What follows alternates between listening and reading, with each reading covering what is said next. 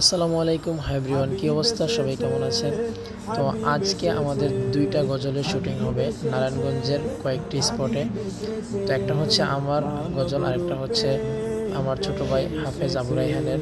তো যেহেতু দুইটা গজলের শুটিং হবে, তো সকাল সকাল ঘুম থেকে উঠে বাসা থেকে বের হয়ে গেলাম। বের হয়ে রিক্সায় উঠলাম নবীগঞ্জের উদ্দেশ্যে। তো যাই হোক, নবীগঞ্জ থেকে মোরগাপাড়া সিএনজিতে করে যেতে হবে। তো সিএনজিতে উঠে গেলাম। যাই হোক, মুরগাপাড়া চলে আসছি। তো এখান থেকে এখন অটো দিয়ে আমাকে সোনারগাঁও জাদুঘরে যেতে হবে। তো যাই হোক, অবশেষে সোনারগাঁও জাদুঘরে চলে আসছি। তো এখন এখান থেকে ভিতরে ঢুকতে হবে। ভিতরে ঢুকতে হলে জনপ্রতি 150 টাকা টিকিট দিয়ে এটার ভিতরে ঢুকতে হয়। তো ভিতরে ঢুকে গেলাম আমরা 3 জন। তো কিছুক্ষণের মধ্যে আমাদের শুটিং শুরু হবে। তার আগে একটু ঘুরে ঘুরে ভিতরটা দেখলাম যে কোন জায়গাটা সবচেয়ে সুন্দর বেশি। মূলত এই জায়গাটার মধ্যে আমরা আমাদের শুটিং করব।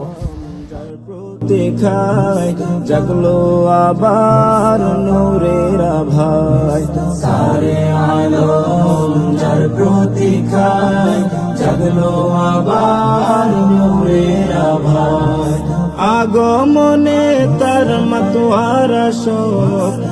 তো যাই হোক, সোনারগাঁও শুটিং শেষ করে এখন আমরা কুতুববাগ দরবারে চলে যাবো। সেখানে গিয়ে শুটিংয়ের বাকি যে অংশটুকু আছে সেটা কমপ্লিট করবো ইনশাল্লাহ। যেহেতু আজকে প্রচুর গরম পড়ছে, তাই শুটিংয়ের ফাঁকে একটু ডাব খেয়ে নিলাম, একটু ক্লান্তি দূর করার চেষ্টা করলাম। তো বন্ধু ফরহাদ, ও প্রচুর গরমে খুব ক্লান্ত হয়ে গেছে। ও অটোর ভিতরে এখন ঘুমাচ্ছে।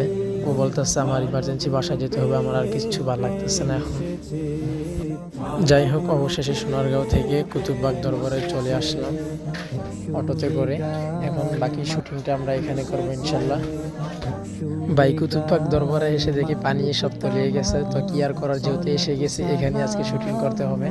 কারণ এখান থেকে আবার চলে যাবো অন্য আরেক জায়গায়, এটা সম্ভব না। যেহেতু এখানে আসছি, পানি হোক আর যাই হোক, ইনশাল্লাহ শুটিং আমরা এখানেই করব।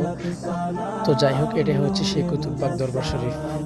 নূর এসেছে, নূর এসেছে, হাবিব এসেছে, হাবিব এসেছে, হাবিব এসেছে, হাবিব এসেছে, মানব রূপে প্রেম এসেছে।